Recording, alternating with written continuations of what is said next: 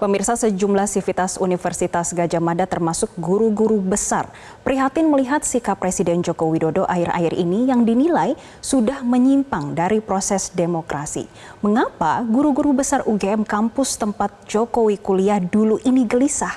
Kami akan membahasnya bersama Profesor Kuncoro, Guru Besar Fakultas Psikologi UGM yang membacakan isi petisi tersebut. Selamat siang, Prof. Kuncoro.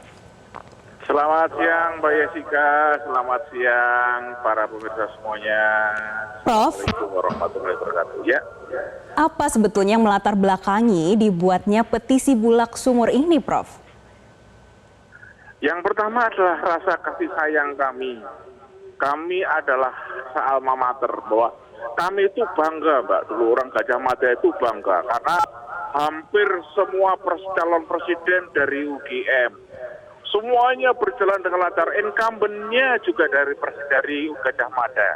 Tetapi setelah kemudian terjadi adanya kasus di MK, memaksakan kehendak tadi, kemudian semuanya menjadi buyar. Dan dari situ kita kemudian dalam bulan Oktober kemarin sebetulnya sudah memperingatkan melalui kegiatan Dewan Guru Besar yang bertajuk diskusi tentang budaya malu. Ternyata tidak memberikan pengaruh apa-apa.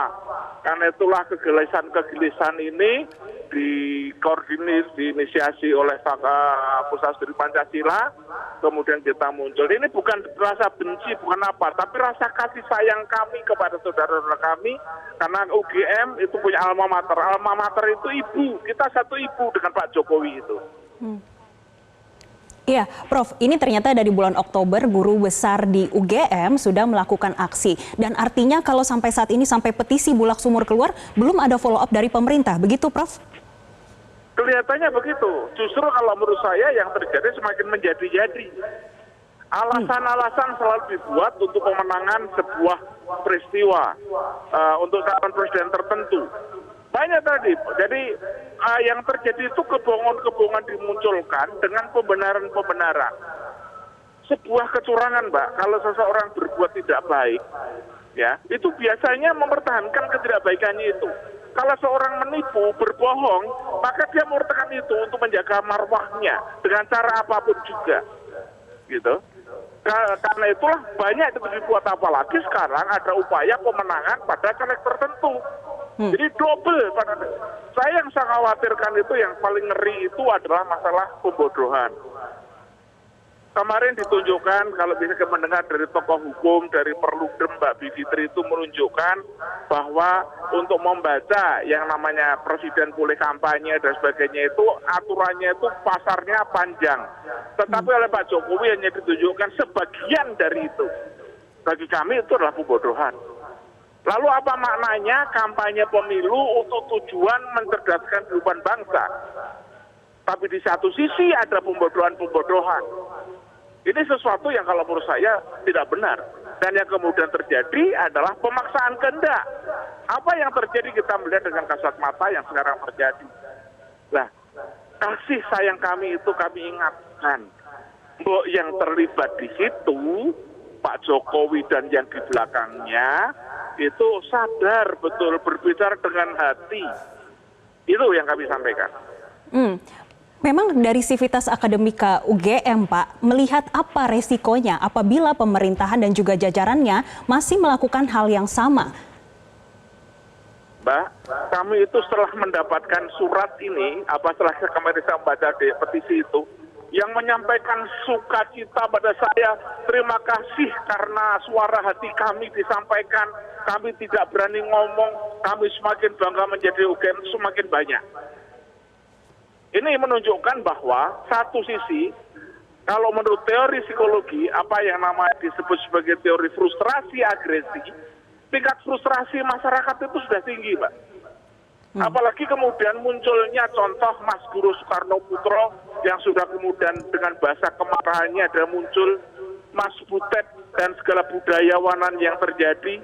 Kemudian sudah muncul pembangkangan di beberapa tempat ketika Pak Jokowi lewat.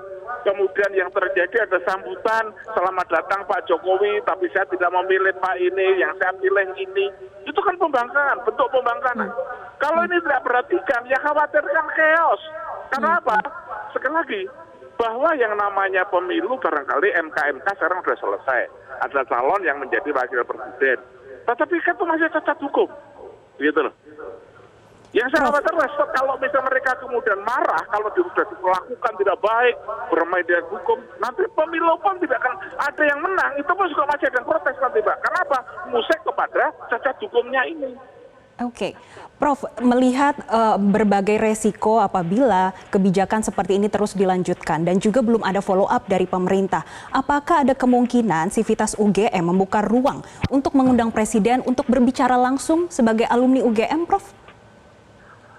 Kalau itu nanti tanggung jawab rektor, Pak. Tapi kita lihat sampai sekarang ini, karena yang saya terjadi itu adalah ternyata bahwa yang dilakukan oleh UGM ini memantik beberapa gerakan massa juga dunia perguruan tinggi. Hari ini Universitas Islam Indonesia akan melakukan kegiatan itu.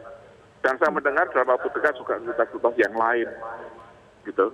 Dan saya dalam artinya sebagai staf akademika tidak punya kewenangan. Tetapi bisa saja kalau memang seperti itu kami akan mengusulkan seperti yang kami sampaikan dahulu. Karena salah satu tugas fungsi dari Dewan Guru Besar di UGM itu adalah memberikan masukan pada pemerintah dan juga pada UGM. Prof, apa langkah UGM apabila petisi Bulak Sumur ini tidak direspon oleh Presiden Jokowi? Apakah akan ada petisi selanjutnya atau ada langkah konkret lainnya, Prof? Ya paling kita kepada, kalau ada DPR MPR, tapi saya tidak tahu. DPR MPR yang di sekarang ini kelihatannya suka melempem. Jadi kita belum berbicara, tapi kita sudah mengusulkan pada DPR, MPR untuk bicara seperti itu. Yang jelas ini adalah bahwa bahasa kasih sayang kami ini coba ditangkap dengan benar. Kami tugasnya hanyalah mengingatkan dan kami menjaga integritas daripada UGM. Ini demi cinta kami pada UGM, maka ya kami mohon dengan suara hati ini semoga Pak Jokowi dan juga orang di belakang Pak Jokowi ini sadar, apalagi yang dari UGM, yang semuanya dari UGM. Kami malu, dulu bangga menjadi UGM, tapi malu setelah ada itu. Sama dengan yang lain, banyak yang menulis kepada saya itu, terima kasih Pak, terima kasih, kami menjadi bangga lagi menjadi warga UGM. Baik, kita akan nantikan bagaimana langkah selanjutnya ya, Prof. Terima kasih Profesor Kuncoro selaku Guru Besar Fakultas Psikologi UGM sudah bergabung bersama kami di Metro TV. Jelajahi cara baru mendapatkan informasi. Download Metro TV Extend sekarang.